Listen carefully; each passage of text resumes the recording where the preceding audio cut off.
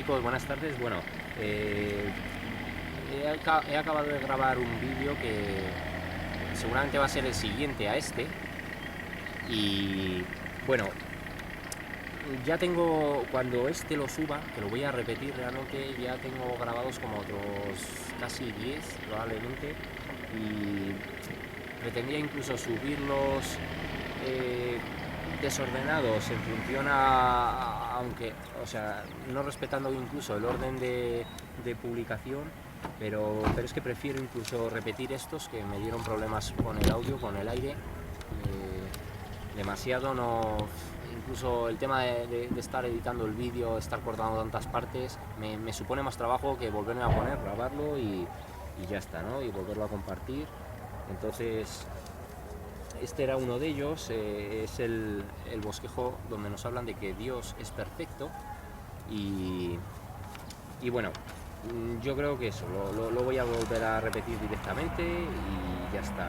Quizás salgan nuevas cosas, quizá hay algunas que no diga del anterior, pero es que incluso pretendía haber subido, porque empecé a grabar de nuevo así vídeos como antes de Semana Santa, la Semana Santa y ahora esta semana después.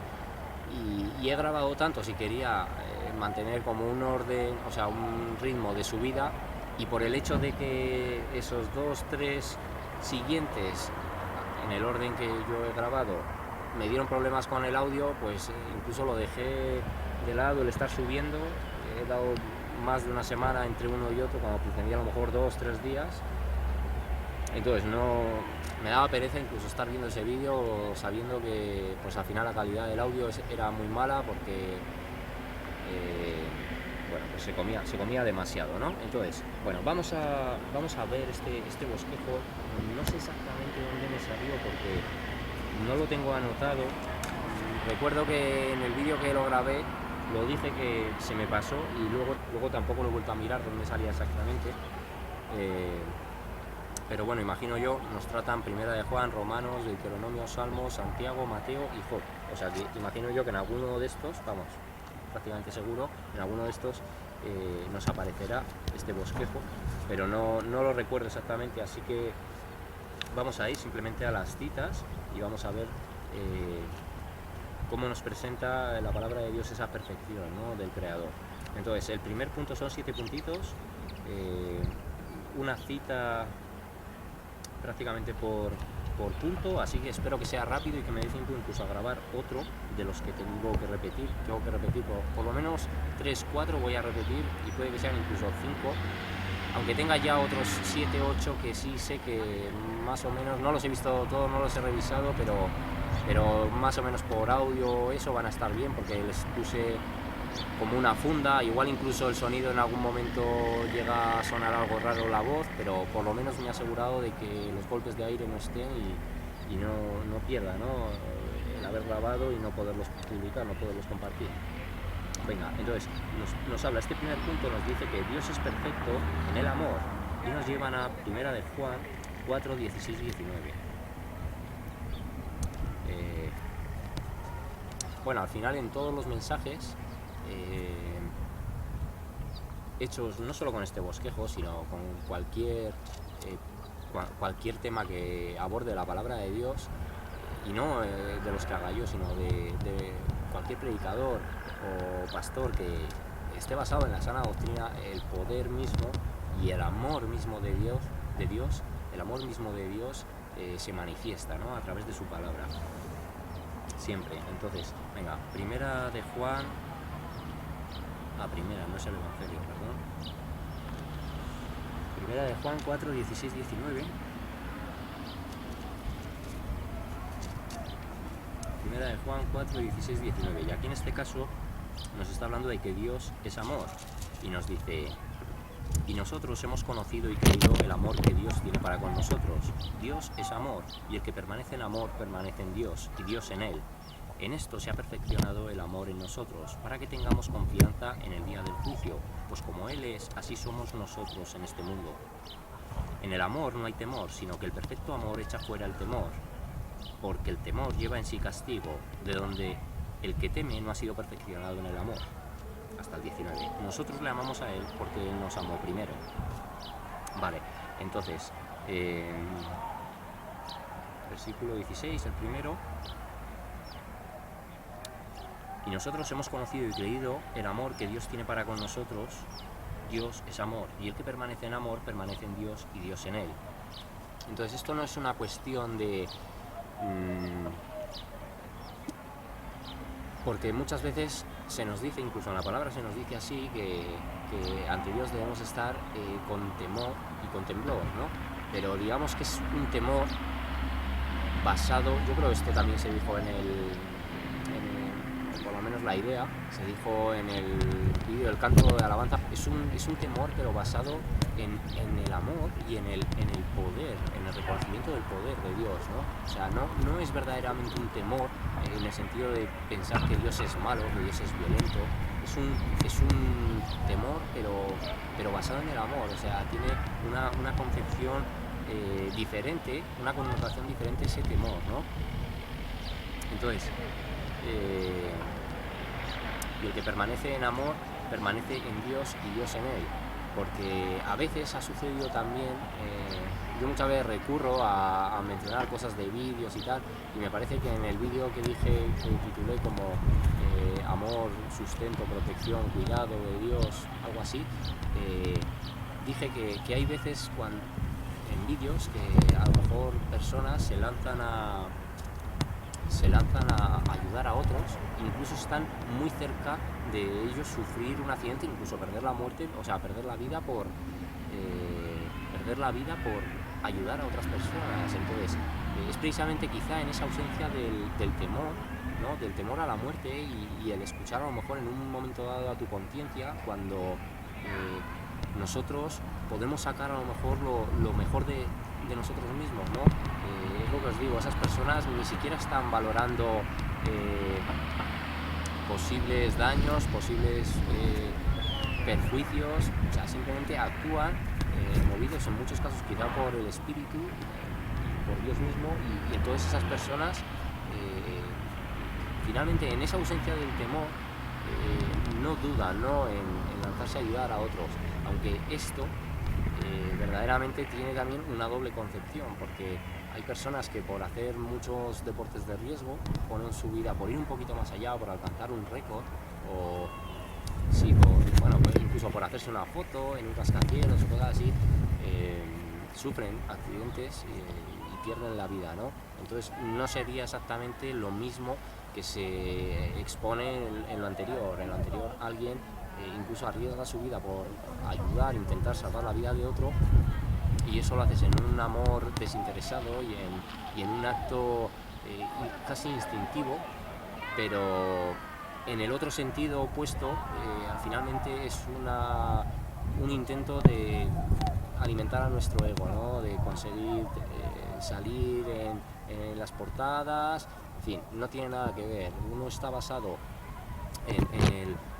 incluso en el amor al prójimo y en el amor a Dios, y el otro está basado pues finalmente en el egocentrismo, ¿no? en satisfacer nuestra necesidad de que nos reconozcan, de que nos aplaudan. No tiene nada que ver, es algo totalmente opuesto.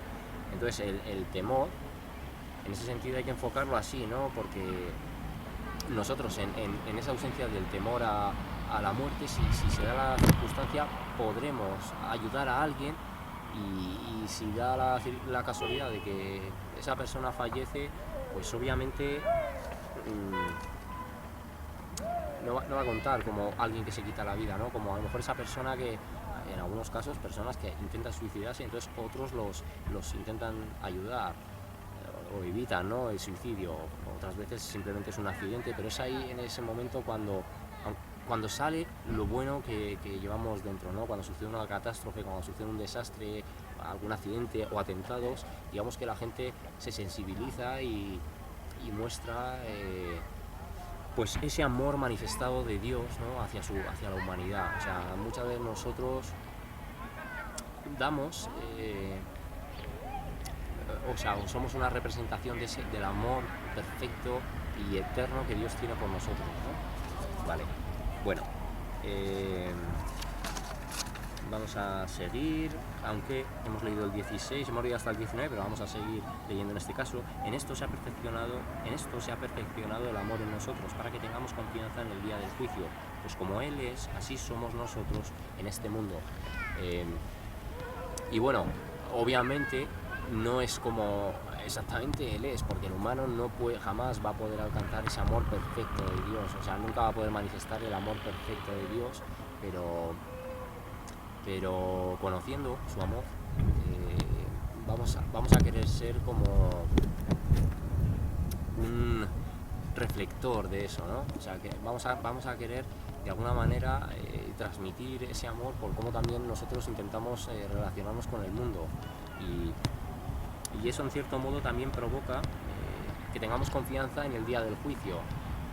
En el día del juicio esto puede hablar tanto del juicio final, aunque para mí está más enfocado al día del juicio en la tierra, porque la confianza para que cuando el día del juicio llegue, entonces la Iglesia, los hijos de Dios van a ser sacados de la tierra, ¿no?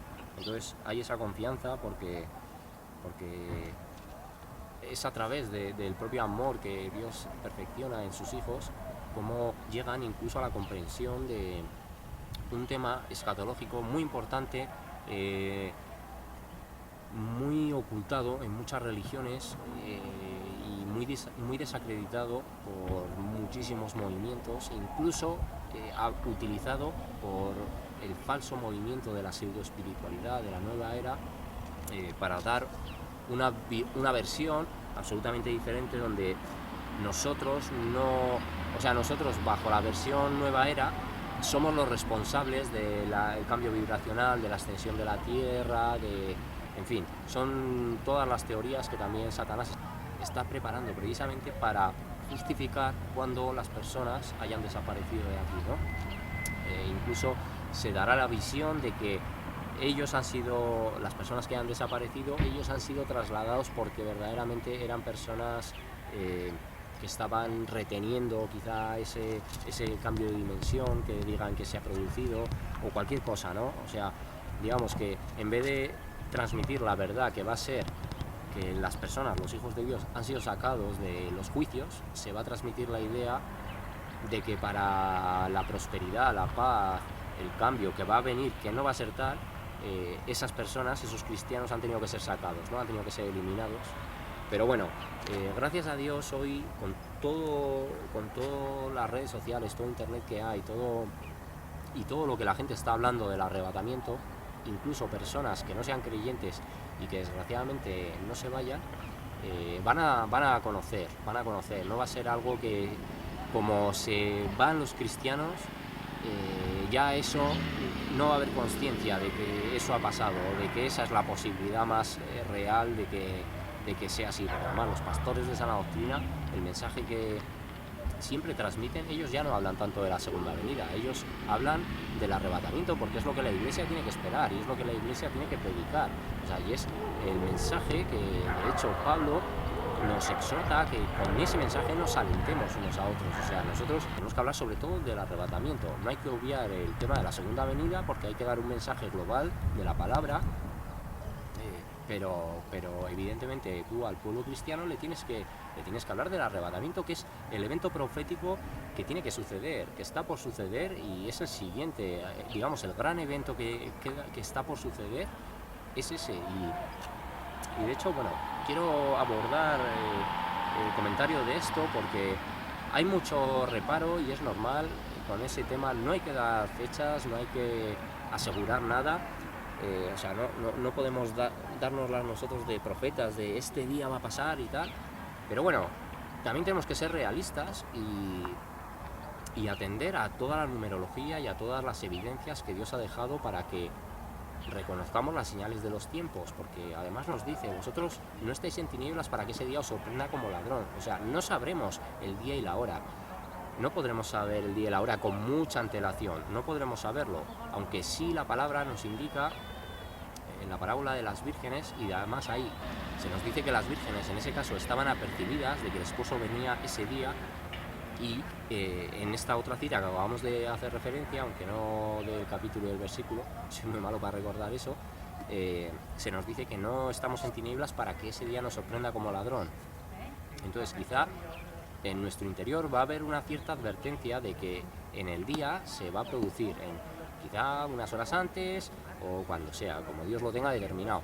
Pero no va a ser algo simplemente sorpresivo, ¿no? Probablemente haya una revelación a nivel interno de que ese evento va a suceder. Pero lo que sí tenemos que poner a la gente en cuenta es de la cantidad de señales y cosas que finalmente engloban todo a estos tiempos. O sea, porque si Cristo nos habló de la higuera, en Mateo nos habla de la higuera, pero no sé si es en Marcos o en Lucas, que también aparte de la higuera nos hablan de la higuera y los árboles. Y yo esto verdaderamente no lo sabía y lo escuché en un seminario de Armando Alducin, que todos los países, yo creo que en otro vídeo también lo mencioné, que todos los países árabes representan esos árboles que a partir de 1913 más o menos hasta el 48 que se fundó Israel, entonces empezaron a fundarse todos esos países árabes, ¿no? Que representarían la higuera y esos árboles. Entonces los tiempos están claros. ¿Cuándo el reloj profético de Dios se pone en marcha? Con el restablecimiento de Israel. Isaías 66.8 o por ahí, o 56.8, no sé cuál es, nos lo dice. Concebirá la tierra en un día, nacerá una nación de una vez, pues en cuanto Sion estuvo de parto, dio a luz a sus hijos. Entonces, esa profecía marcaba el momento determinante para que el reloj profético se pusiera en marcha, pero es que 2017 se cumplen los 120 jubileos. Desde la cuenta del calendario judío, en Génesis Dios nos dice que no contenderá mi espíritu con el hombre por toda la eternidad o por siempre, más serán sus días 120 años. Y ahí evidentemente no se refiere a la edad física del ser humano, sino probablemente a que en su calendario habrá una serie de años, jubileos, que luego los determinan así, periodos de 50 años, de 49 más 1, que es el 49 más 1 finalmente es como, no sé si lo llaman así, el super semitá, que es cada periodo de 7 años, perdonar las deudas y tal. Entonces en este año, 2017, aparte se cumple no solo jubileo, sino que me parece que se está cumpliendo otro periodo de 50 años. Entonces, eso, el tema de las lunas de sangre que tuvimos con el eclipse de sol, que son señales proféticas que de hecho Joel y luego Hechos, mencionado por Pedro en su discurso, en el que se convirtieron 3.000 personas, y él lo menciona. Digamos que esas señales, además que nos lo dice así, es que no nos dice que son señales de juicio, sino el sol se convertirá en tinieblas y la luna en sangre antes que venga el día grande y manifiesto de Jehová, el día del Señor, el periodo del juicio, antes, o sea, como una advertencia, porque también en el primer capítulo de Génesis nos dice que Dios estableció las lumbreras como señales, ¿no? Como presagios, como augurios, como un mapa que nosotros podríamos interpretar para conocer los tiempos. Entonces, eso, después es curioso que para el 23 de septiembre se va a dar digamos que esa constelación ha estado ya en el cielo así, pero lo que supone el parto del planeta Júpiter dentro del vientre de la mujer de Virgo, de la constelación de Betula, acaba el periodo en ese 2017, 23 de septiembre, que empezó el 23 de septiembre de 2015, o sea, es un periodo de 2 años, que han sucedido muchas cosas, incluso con Israel también, teniendo en medio esos eventos celestiales de las lunas de sangre. O sea, tenemos que tener en cuenta todas las cosas. O sea, la generación de 70 años de la que nos habla Cristo, que vería las cosas finales antes de, o sea, en el momento en que la higuera volviera a nacer, pues es esta generación, indudablemente. 2017, 2018, digamos que estamos ahí, o sea, estamos ahí. Y a lo mejor esto de la generación finalmente podría ser aplicable a lo mejor son 70, pero como en el Salmo 90-10 o 90-20, no sé cuál es, nos dice que la generación es de 70 años o 80 en los más robustos, a lo mejor lo podemos ampliar 10 años, pero sinceramente el 70 tiene como un sentido mucho más superior a al número 80, porque el 70 está, pues el 7 desde toda la creación, el 70 los años de cautiverio en Babilonia, 70 el año de destrucción del templo, o sea, el 70 finalmente, el 7, no sé, está en todos los sitios, ¿no? Y hay que prestar atención, no es obsesionarnos con, tiene que ser así, pero si nosotros atendemos a toda la lectura profética y a las palabras de Cristo en referencia a eso, a cuándo sería el cumplimiento, evidentemente, indudablemente tenemos que aceptar que estamos ahí, o sea, que estamos ahí, que el día y la hora no la sabemos, pero que estamos ahí, vamos. Es innegable, es algo innegable. Bueno, vale, pues me he salido absolutamente de esto. A este ritmo me da a mí la impresión de que solo voy a poder grabar este Dios es perfecto, pero bueno, venga. Primera de Juan 4, 16, 19. Estas cosas no las había hablado en ese otro vídeo, entonces a veces incluso es bueno, lo vuelves a grabar si no te ha convencido y a lo mejor surgen nuevas cosas, ¿no? que puedan salir en los vídeos y oye, pues quién sabe, que quizá en algunas partes quede más complementado y en otras se pase, no me aparezca en este vídeo concreto algo que hubiera dicho en la primera grabación, pero bueno, vale. Entonces nos dice, donde el que teme no ha sido perfeccionado en el amor. Nosotros le amamos a Él porque Él nos amó primero. Porque muchas veces nosotros a lo mejor pensamos que hemos elegido creer en Dios, que nosotros lo amamos, pero al final no es así. Finalmente Él nos escogió desde antes de la fundación del mundo, Él nos amó primero y es por su misericordia por lo que finalmente nosotros en un punto de nuestra vida entramos a su camino, ¿no? Por ese amor y por esa fidelidad que Él tiene.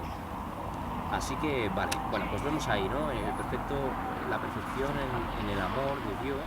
Y vamos a ver el segundo punto, la perfección en su voluntad. Vamos a Romanos 12.2. Romanos 12.2. Y nos dice, aquí nos está hablando de los deberes cristianos. Y nos dice, no os conforméis a este siglo, sino transformaos por medio de la renovación de vuestro entendimiento, para que comprobéis cuál sea la voluntad de Dios, agradable y perfecta. Entonces, en este sentido nos está hablando de la renovación del entendimiento y bueno, de hecho nos dice no os conforméis a este siglo. El no conformarnos a este siglo, yo creo que debemos, porque a veces se nos habla de siglo, pero se nos habla como de era. Pues no sé si, no se verá en la cámara, pero hemos recibido una evacuación de algún pajarillo o algo. Me lo ha tintado el papel. Bueno, no pasa nada. Además este es un papel que bueno, lo va a tener que retomar de nuevo por repetir algunos, pero ya estaría como concluido. Vale, entonces aquí cuando nos dice no os conforméis a este siglo, en cierto modo para mí, o sea, no es a este siglo, al siglo XXI, ni al siglo XX, ni al siglo I o al siglo II. No se refiere a eso, sino no os conforméis a toda la época de la historia, ¿no? Porque a veces cuando la religión, el catolicismo en este caso, quiere manipular la enseñanza, intenta dar como por viejo a parte de la escritura, ¿no? Pero es que esta escritura se ha hecho para que sea vigente durante toda la historia, o sea, desde el momento en que empezó a ser redactada hasta el fin de los tiempos, y es actual. Y el Antiguo Testamento, aun habiendo partes que sí, pues evidentemente hay partes concretas que es historia, que es pasado, pero también hay una información, siempre hay una información de la cual nosotros podemos aprender algo. Entonces, no, lo que nos dice aquí exactamente, no os conforméis a... se me ha ido. Romanos 12.2. No os conforméis a este siglo, sino transformaos por medio de la renovación de vuestro entendimiento, para que comprobéis cuál sea la voluntad de Dios, agradable y perfecta. Entonces, a todo lo que en el periodo de la historia nos venga o nos entreguen como nueva revelación, como tenemos la verdadera interpretación de la Escritura, no hagáis caso a la Escritura, sino haced caso a lo que nosotros os decimos, pues ahí está, ¿no? Ahí está, no os conforméis a la enseñanza que os dé cualquier religión o cualquier persona en medio de todo el periodo de la historia, mientras no se someta a lo que la palabra determina. Y nos dice, renovad vuestro entendimiento, o sea, alejaos de falsas doctrinas o de ideas preconcebidas o de dogmas adquiridos, alejaos de todo lo que verdaderamente os esté resultando una piedra de tropiezo en el camino, alejaos de todo eso, renovad vuestro entendimiento, someteos en exclusividad a la palabra de Dios y obtendréis la revelación finalmente, ¿no? De que el único mensaje verdadero está aquí, porque se puede comprobar, encuentra filosofías, encuentra otras religiones, encuentra libros pseudoespirituales, todos en algún punto se van a encargar de darte ciertas herejías y bueno, pues cosas que incluso se contradicen su propio mensaje, pero que ocultamente y voluntariamente están tratando de manipular la enseñanza de Dios. Es algo tremendamente claro. Entonces, finalmente, si nosotros nos centramos y nos limitamos en exclusividad a la palabra de Dios, es como vamos a conocer la verdadera voluntad, ¿no?, del Padre. Vamos a conocer cuál es su deseo, qué es lo que tenemos que cambiar, qué es lo que tenemos que potenciar, qué tenemos que eliminar en nuestra vida y cuál es el compromiso además que tenemos que adquirir con su palabra, ¿no?, con su mensaje y bueno, pues con el resto del mundo, porque solo de esa manera nosotros vamos a poder distanciarnos de todo lo que esta realidad nos ofrece para que estemos alejados de él, ¿no? Solo a través de eso. Y ahí se muestra la perfecta voluntad de Dios. Ahí se muestra. Vale, venga, vamos al punto 3 y nos dice: Dios es perfecto en sus obras. En sus obras, Deuteronomio 32:4. Vale. Y nos dice...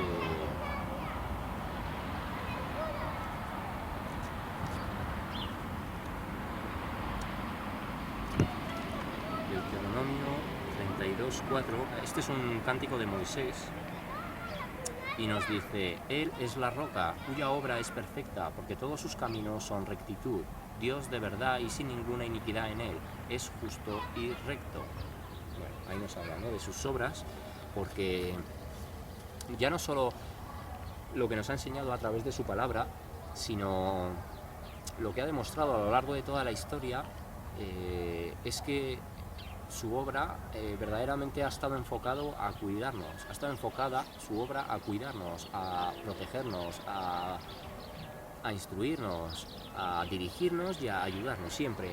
Esa ha sido su voluntad, que nos hablaba en el punto anterior la voluntad, pero eso se queda manifestado en sus obras, porque si él, en el momento en el que, ya no solo en el momento del Edén, cuando Adán y Eva lo desobedecieron, sino en todos los momentos históricos donde el ser humano continuamente le ha traicionado, le ha rechazado, le ha desafiado, le ha desobedecido a voluntad, pues simplemente es que él podía haber dicho: venga, pues está bien, no pasa nada, vosotros sois cabezones, a vuestro rollo, cuando se acabe, cuando entre vosotros, incluso determinando una sola generación, ¿no?, en cuanto vosotros perezcáis, yo rehago todo. Sin embargo, no lo ha hecho así. Él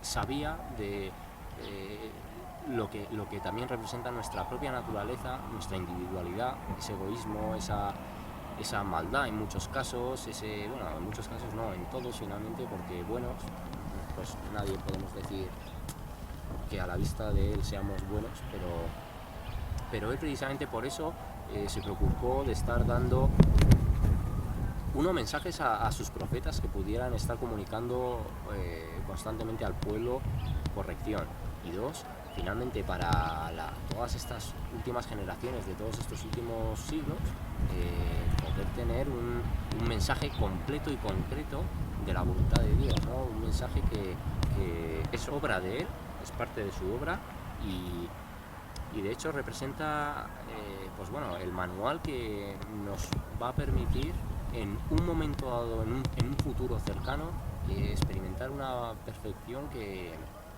no podemos a día de hoy imaginar. Entonces, todo eso, como ya está hecho, está dentro de la perfección de la obra de Dios, porque Dios hizo esta creación perfecta, a pesar de que por nuestra desobediencia haya tenido que haber un periodo de tiempo pues bueno, de pecado, de muerte, pero no era el plan inicial de Dios. El plan inicial de Dios era crear al hombre para cuidarlo cual padre.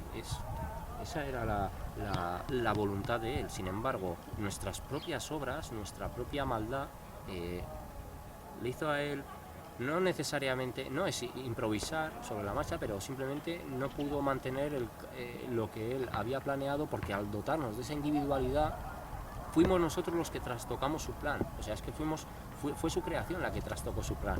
Muchas veces la gente le acusa, a lo mejor en su falta de fe hacia Él, pero le acusa, es que Dios, ¿por qué ha hecho las cosas así mal? No, es que Dios hizo todo perfecto, pero es precisamente el habernos dado a nosotros una personalidad única, una individualidad,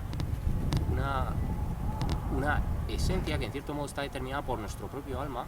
El espíritu, digamos, que es lo inmortal, que pertenece a Él, pero el alma, yo creo que el alma es lo que nos dibuja la individualidad, ¿no? Luego también nuestro físico lo define exteriormente, pero digamos que el alma retiene pensamientos, retiene emociones, sentimientos, recuerdos, conocimiento también. O sea, de alguna manera el alma para mí dota a cada espíritu de esa individualidad, ¿no?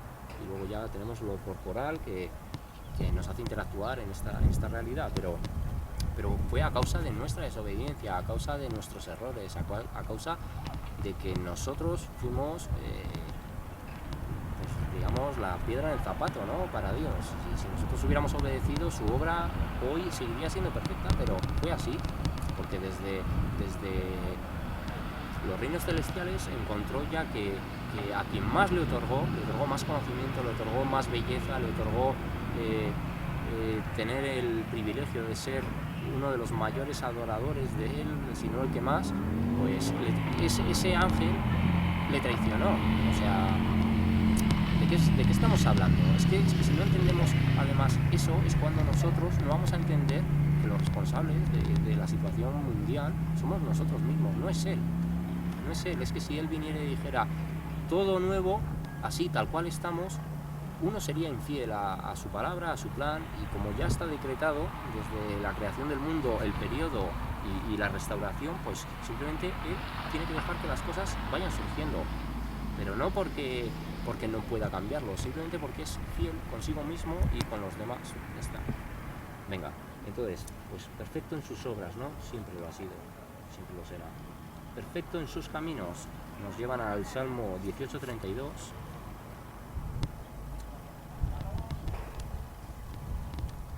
Salmo 18:32.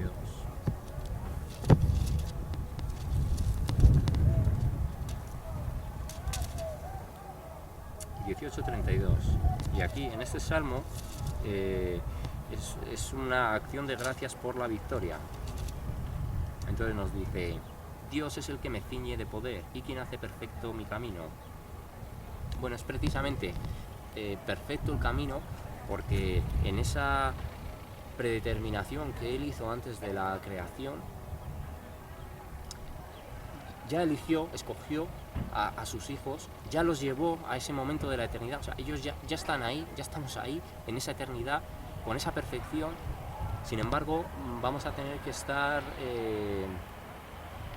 recorriendo este laberinto, ¿no?, que es la vida, finalmente, hasta llegar a esa perfección.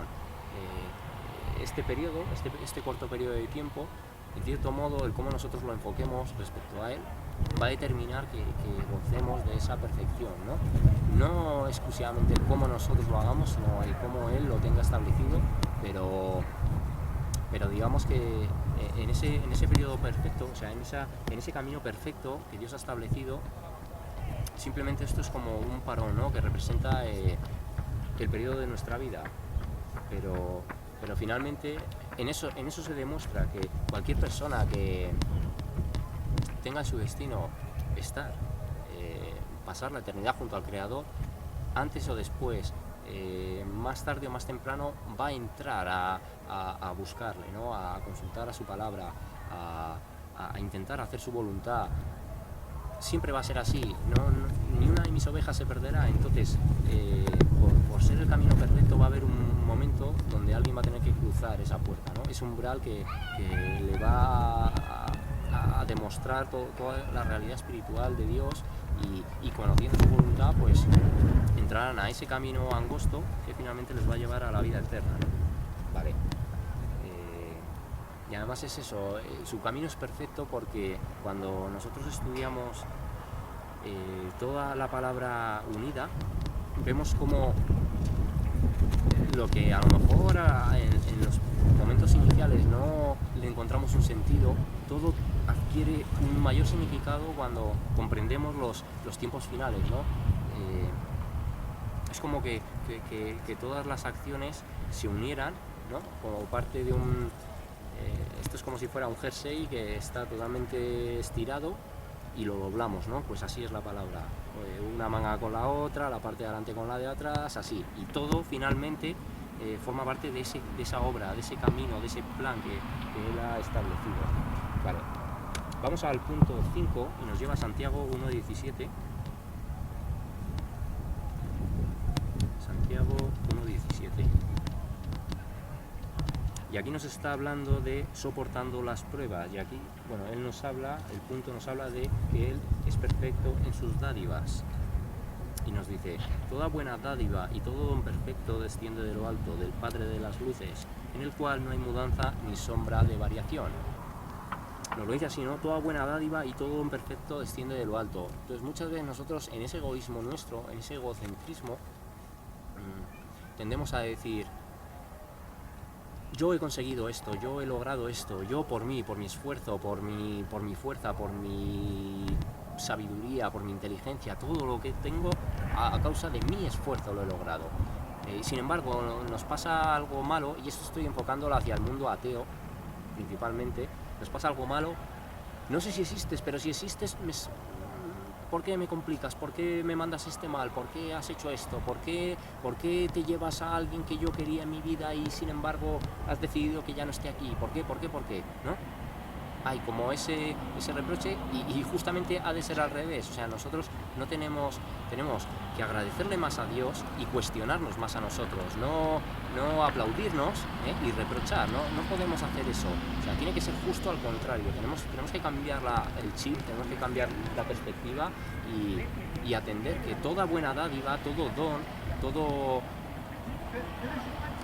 todo lo que Dios concede finalmente es bueno. Todo lo malo que nosotros atraemos hacia nuestra vida es producto de nuestras malas decisiones, de nuestros pensamientos destructivos, de la propia maldad que contenemos y de lo que atraemos a causa de comportarnos pues, de una manera no sometida a la voluntad de Dios. O sea, finalmente es que somos nosotros los responsables de la maldad que acarrea nuestras vidas, ¿no? De lo que llega a nuestra vida, la enfermedad, los problemas, en muchos casos es cuestión del pecado, o sea, es una cuestión de no atender a la voluntad de Dios y verdaderamente creernos nosotros autosuficientes y creer que estamos en posesión de tener los mayores conceptos morales y que dominamos la conducta precisa, ¿no? para caminar en esta vida, y no es así, necesitamos en cierto modo de sus dádivas, porque si no recibimos la dirección de Dios vamos a seguir cometiendo los mismos errores continuamente. Pues lo dice así, toda buena dádiva y todo don perfecto desciende de lo alto, del Padre de las luces, en el cual no hay mudanza, ni sombra, ni variación. En este caso, incluso para el tema de la salvación, o sea, Dios envió a su Hijo, pero Dios necesitaba, para glorificarse a sí mismo o para que su naturaleza fuera mejorada, enviar a su Hijo para que muriera por nosotros. No, Él lo hizo simplemente por amor, por misericordia, porque el hecho de enviar al Hijo glorifica al Padre en el sentido de que demuestra ese amor y consigue entregar a la muerte a su Hijo amado, pero sin embargo no mejora su naturaleza. O sea, Él es inmutable, así nos lo está diciendo. No hay mudanza ni sombra de variación. No, el hecho del sacrificio de Cristo finalmente para la naturaleza perfecta de Dios, inmutable, no supone ningún cambio. Es simplemente gracia. Por eso precisamente es que el humano no tiene la oportunidad de negociar su salvación o de ser partícipe en ella, porque simplemente es Dios el que la concede. Entonces no hay mayor dádiva concedida por el Creador que el haber entregado a su Hijo. Ese es el don más maravilloso que le ha entregado a la humanidad, porque es el único que finalmente nos ha traído la vida eterna, ¿no? Vale, pues perfecto en sus dádivas. En este caso vamos al punto 6 y nos dice perfecto como Padre, en Mateo 5:48. Mateo 5:48, perfecto como Padre. Y veo que hay cosas que quizá en algún punto sí he recordado que se grabó en este vídeo cuando lo grabé la primera vez, pero incluso me parece incluso más interesante cosas que están saliendo ahora. Pero bueno, habrá que compararlo en ese caso. A ver si me he dejado algunas cosas que me pudieran interesar y si las puedo rescatar para otro vídeo, perfecto. De hecho, es algo que he tocado aquí, bueno, perfecto como Padre, vamos a ir ahora a él, 5:48, pero quiero comentar una cosa que he comentado, una cosa que he comentado en uno de los últimos vídeos que he grabado, pero que ya van a entrar como muy tarde, y lo quiero aclarar también en este vídeo para que no llegue tan alejado un vídeo de otro y se pueda relacionar si es que alguien ve el vídeo que hice sobre el amor, la protección, la seguridad, el sustento y el cuidado de Dios, algo así.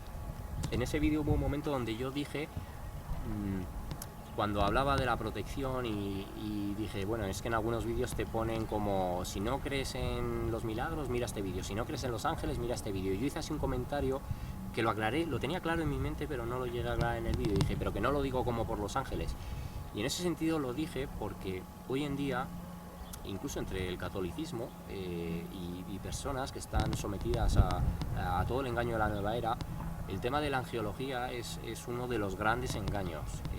Yo he tenido en algún momento, en todos los manuales que me he comprado, una vez compré como para saber un poco cómo se utilizaba también eso, qué se hacía, qué se proponía, y se utiliza esto es como lo que en su momento también presenté en el vídeo de Salmos y el Cantar de los Cantares, que presenté un libro esotérico respecto a los salmos.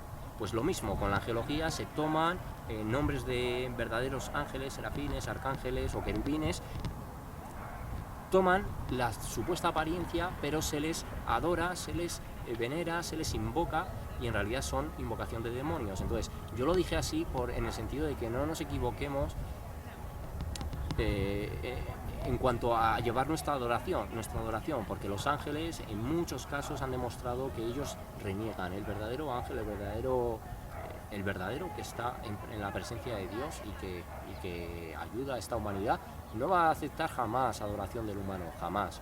Entonces, porque así lo demuestra en el Apocalipsis de Juan varias veces, un par de veces por lo menos, y en otros momentos donde ellos dicen no te postres porque servimos al mismo Dios y nosotros solo intercedemos, o sea, estamos aquí para ayudar, no toda la adoración debe ser para el Padre.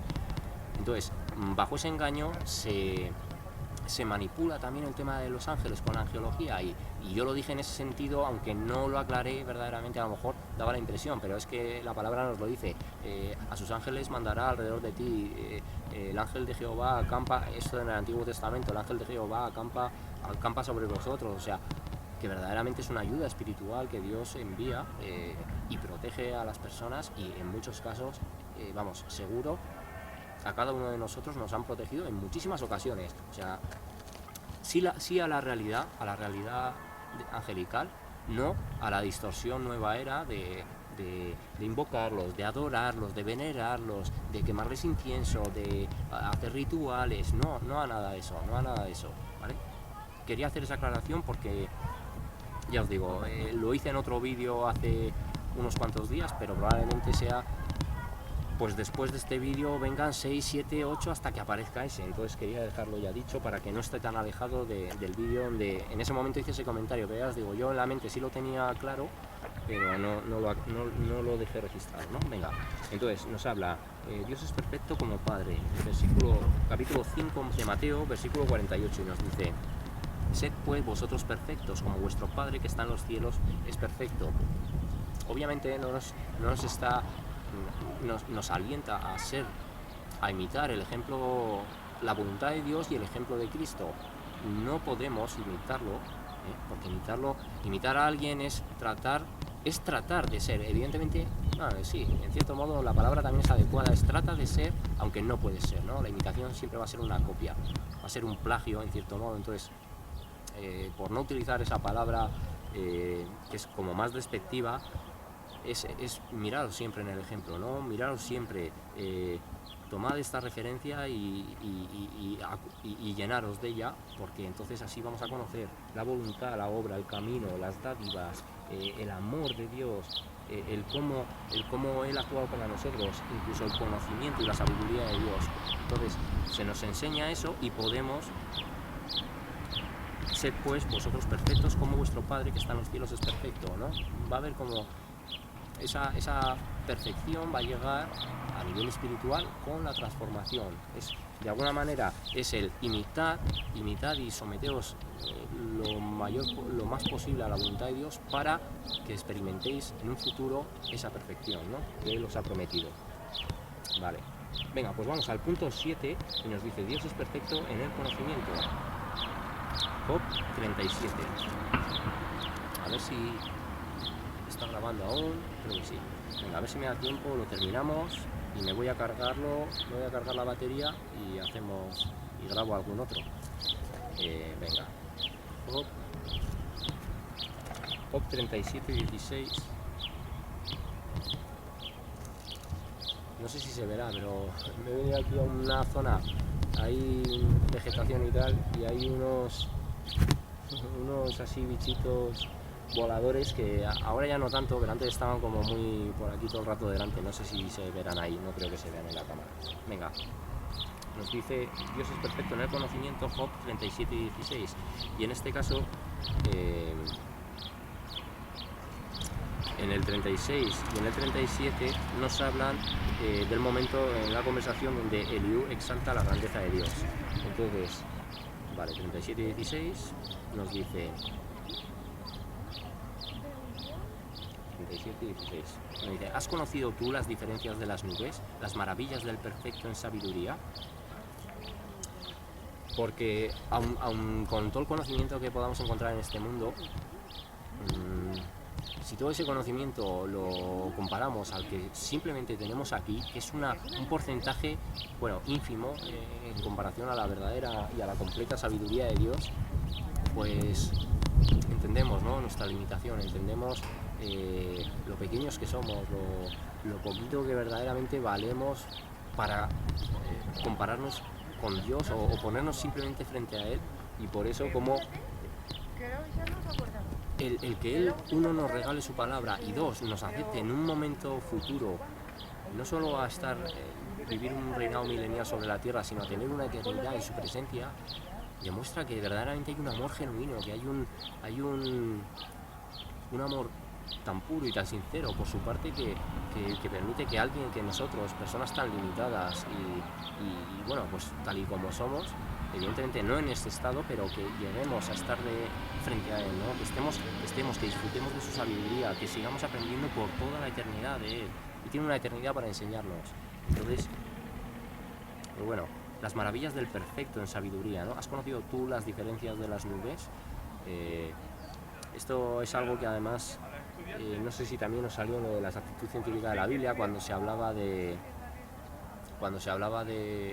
las precipitaciones y todo esto. No sé si esta era una de las citas, porque sé que no salía Job, pero bueno, incluso para que veamos cómo Dios en su sabiduría nos transmite conocimiento.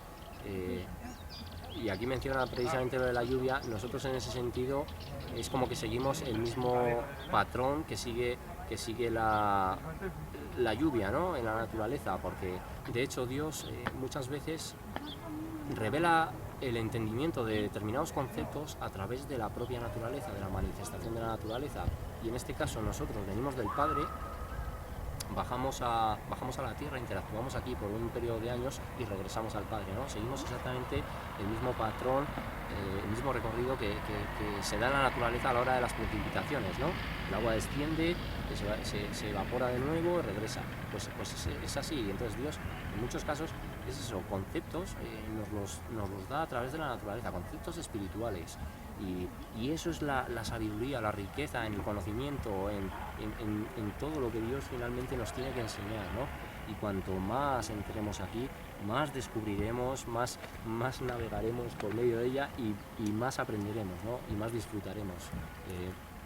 Quizá una primera lectura se puede hacer difícil, pero después todo va tomando un sentido más profundo, un sentido más elevado, ¿no? Dentro de tu conciencia. Así que nada, chicos, bueno, pues me parece un vídeo interesante, hablar de la perfección de Dios. Yo creo que este bosquejo se presentó en un momento dado en redes sociales, presentando los puntos en base a los versículos que nos dan. Y hay algunos otros, Dios es amor, Dios... Hay muchos así, de este tipo, y yo creo que son importantes para ver que no necesariamente diciéndonos en todo, o sea, no necesariamente presentándonos a Dios, es la sabiduría, cree que es la sabiduría, no, sino que a través de su palabra verdaderamente y con citas, donde a lo mejor no hace una alusión directa a una definición o una descripción, demuestra, ¿no? Toda esa perfección, todo ese amor, toda esa sabiduría, toda la amabilidad y la generosidad que siempre ha demostrado con toda la humanidad, ¿no? Así que busquémoslos, chicos, busquemos al Señor, que siempre nos va a ayudar en nuestro camino y Él solo desea nuestra voluntad para mostrarnos dónde está la verdad. Así que nada, chicos, cuidaros mucho y que Dios os bendiga. Chao.